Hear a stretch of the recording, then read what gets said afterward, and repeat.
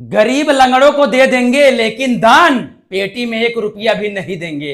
राम मंदिर में चढ़ावे की चोरी तो सुनी थी, लेकिन क्या कभी सुना है कि चोरों से बरामद किए गए पैसों में से भी चोरी हो गई? जी हां, आज पुलिस और एसआईटी की वो पोल खुलेगी जिसे पैरों तले जमीन खिसक जाएगी। एक तरफ केजरीवाल सबूत लेकर खड़े हैं, दूसरी तरफ अनुपम खेर और अंधभक्त चोरों के बचाव में अजीब दलीलें दे रहे हैं। आखिर भगवान के घर में लूट का ये कैसा खेल चल रहा है? आइए देखते हैं इस महापाप का पूरा सच। दोस्तों नमस्कार, मैं सुग्रीव कुमार। दोस्तों अपनी प्यारी अंगुलियों से लाल वाला सब्सक्राइब बटन टच कर दीजिए और घंटी वाला घंटा बजा दीजिए। दोस्तों धन्यवाद।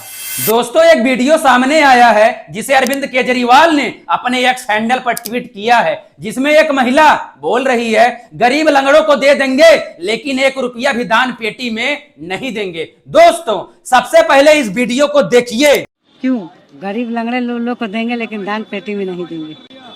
सही है, वही तो आस्था है। भगवान को देखना चाहिए कि जो उनकी रक्षा कर रहा है वही चोरी कर रहा है।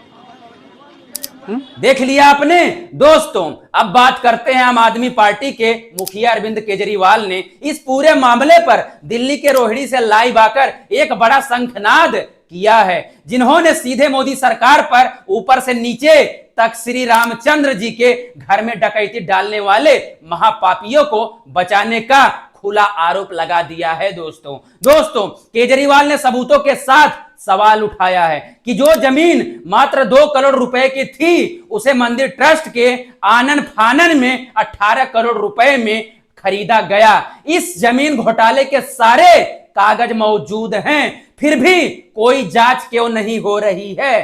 कोई एफआईआर क्यों नहीं हो रही है? इतना ही नहीं दोस्तों, मंदिर निर्माण के कार्य में लगी कंपनियों के इंजीनियर खुद आरोप लगा रहे हैं कि उनमें 40% कमीशन मांगा जाता था। क्या प्रभु राम के मंदिर में भी 40% कमीशन का खेल चल रहा है? 8 छोटे छोटे मोहरों को पकड़कर जेल में डाल दिया गया और पर्दे के पीछे बैठे असली मगरमच्छों को बचाने की पूरी कोशिश क्यों की जा रही है और क्यों हो रही है? दोस्तों अब जरा उस अखबार की रिपोर्ट देखिए जिसने इस सिस्टम की पैंट गीली कर दी है। समाजवादी पार्टी के मीडिया सेल ने दैनिक जागरण की जो कटिंग शेयर की है वो होश उड़ाने वाली है। उत्तर प्रदेश की कानून व्यवस्था और मुख्यमंत्री योगी आदित्यनाथ के दावों की धज्जियां उड़ाते हुए इस रिपोर्ट में लिखा है कि अयोध्या चढ़ावा चोरी मामले में जो पैसा पुलिस और एसआईटी ने बरामद किया था उस बरामद रकम में से भी चोरी हो गई है दोस्तों।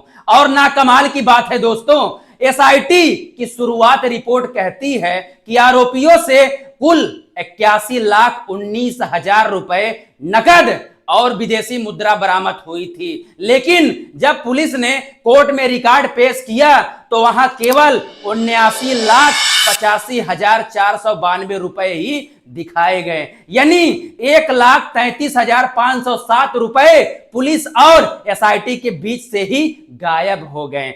आखिर चोरों के माल पर किसने हाथ साफ किया, इसका जवाब आखिर कौन देगा? जरा इन आरोपियों की लिस्ट और इनके पास से मिली दौलत देखिए दोस्तों, जिसे देखकर आप शौक हो जाएंगे दोस्तों। अविनाश शुक्ल 20,39,000 रुपए नगद, 1121 यूएस डॉलर भारी मात्रा में सोना चांदी बरामद हुए हैं। करुणेश पांडे 18,07,000 रुपए, अनुकल्प मिश्र 16,42,000 रुपए, लवकुश मिश्र 14,25,000 रुपए। दोस्तों ये वो लोग हैं जो प्रभु राम के नाम पर करोड़ों का चढ़ावा डकार रहे थे और ट्रस्ट के पूर्व ट्रस्टी चंपत राय, अनिल मिश्रा और गोपाल राव की संस्तुति पर वीआईपी पास जारी हो रहे थे, जिन पर अब रोक लगा दी गई है। दोस्तों जब यह महापाप बेनकाब हुआ तो सरकार की नाकामी को छुपाने के लिए फिल्मी सितारों की फौज खड़ी कर दी गई। अभिनेता अनुपम खेर अयोध्या पहुंचे और एक अजीब दलील दी। उन्होंने कहा अगर घर में चोरी होती है तो घर पर लांछन नहीं लगाते हैं। नहीं, आपके घर में चोरी होती तो आप चोर को कोसते हैं, घर को नहीं कोसते। ये पूरा हमको हिंदुओं को, हिंदू समाज को ये समझना चाहिए, अपने ही लोगों को समझना चाहिए। और जिन लोगों ने यहाँ पर दान दिया है उन्होंने रिश्वत नहीं दी भगवान को कि भी मेरे इस दान का ध्यान देना। ध्यान तो बिना किसी दान जो है वो बिना किसी उपेक्षा के होता है, अपेक्षा के होता है।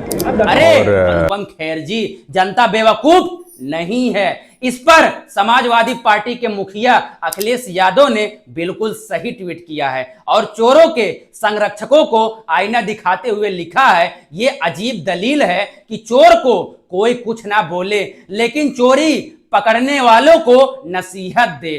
चोरों से इतनी सहानुभूति का कोई तो कारण होगा या कोई राजनीति मजबूरी तो होगी।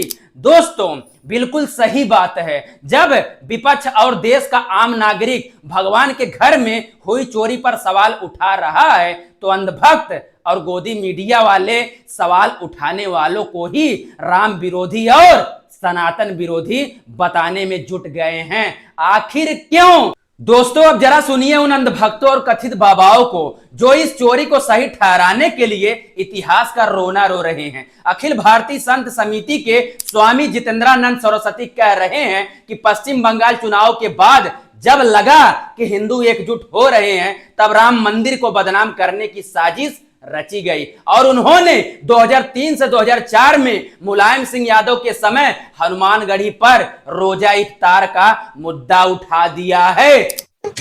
और मुलायम सिंह यादव जी इस प्रदेश में 2003-4 में मुख्यमंत्री थे, उनके कहने पर जबरदस्ती भगवान हनुमान जी के सीढ़ियों पर हनुमानगढ़ी में रोजा इफ्तार खोलने का काम किया गया था, जिसको लेकर के राम जन्मभूमि न्यास के वरिष्ठ सदस्य बाद में निर्वाणी अखाड़ा रामानंदी श्री निर्वाणी अखाड़े के श्री महंत सभापति रहे महंत धर्मदास जी के नेतृत्व में ज्ञानदास जी के विरुद्ध ऐसा युद्ध चला।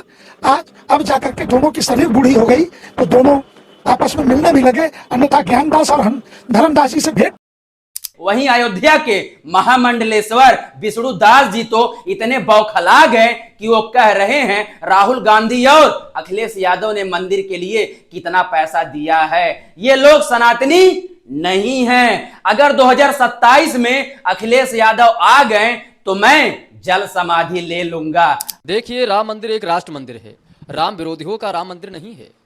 जो विपक्ष लगातार संस्कृति और सनातन के खिलाफ साजिश रचता था उसका मंदिर नहीं है। राम मंदिर राम भक्तों का मंदिर है, राम विरोधियों का नहीं है। इसीलिए राम विरोधियों को बोलने की कोई जरूरत नहीं और विपक्ष को चुल्लू भर पानी में डूब के मर जाना चाहिए। अखिलेश यादव का कितना रुपया गया, राहुल गांधी ने कितना रुपया दिया। ये लोग सनातन विरोधी आज अपने आप को राम भक्त बन रहे हैं, सनातन बन रहे हैं। ये सनातनी नहीं ऐसे लोग बोलते हैं। और सनातनी उस बता दो 2027 में योगी बाबा आएंगे और आएंगे, कोई रोक नहीं सकता है। अगर अखिलेश यादव सत्ता में आ गया तो मैं अयोध्या से महामंडलेश्वर विष्णुदास मैं स्वयं जल समाधि ले लूंगा, क्योंकि मैं अखिलेश यादव को सत्ताधारी रूप में नहीं देख सकता हूं। जो राम भक्तों पर गोली चलवाया, जो कार सेवकों पर गोली चलवाया, जो राम को लेकर के उल्टा सीधा बोला, जो गौशाला को लेकर के उल्टा सीधा बोला। अरे बाबा जी, जल समाधि तो आपको उन चोरों के खिलाफ लेनी चाहिए जिन्होंने प्रभु राम के चढ़ावे को लूटा है। विपक्ष ने कितना पैसा दिया है, ये सवाल पूछने से पहले ये बताइए कि भाजपा और संघ के जिन लोगों ने अपने ट्रस्ट में बिठाया, उन्होंने मंदिर को लूटने में कोई कसर क्यों नहीं छोड़ी है। जैसा कि कांग्रेस के संदीप दीक्षित और भी वामसी चंद्र रेड्डी ने कहा कि भाजपा और संघ के लोगों ने करोड़ों भक्तों की आस्था के साथ विश्वासघात किया है और प्रधानमंत्री मोदी की इस पर रहस्यमयी खामोशी बहुत कुछ बयां करती है। दोस्तों आज मेरा सीधा सवाल इस देश की जनता और उन अंधभक्तों से है, क्या भगवान के घर में हुई चोरी पर सवाल उठाना राम विरोध है या चोरी करने वालों को बचाना सबसे बड़ा महापाप है। जो पुलिस बरामद किए गए 81 लाख रुपए में से 1,33,000 रुपए डकार गई, क्या उस पुलिस और सिस्टम पर कोई कार्रवाई होगी? आखिर कब तक आस्था की आड़ में इन भ्रष्टाचारियों और लुटेरों को बचाया जाता रहेगा? कमेंट बॉक्स में अपनी राय दर्ज करें और वीडियो को कम से कम 10 लोगों को शेयर जरूर करें और चैनल को सब्सक्राइब करके बेल आइकन प्रेस जरूर करें ताकि अगली नई वीडियो का नोटिफिकेशन आपको तुरंत मिल सके। दोस्तों धन्यवाद। जय हिंद, जय भीम।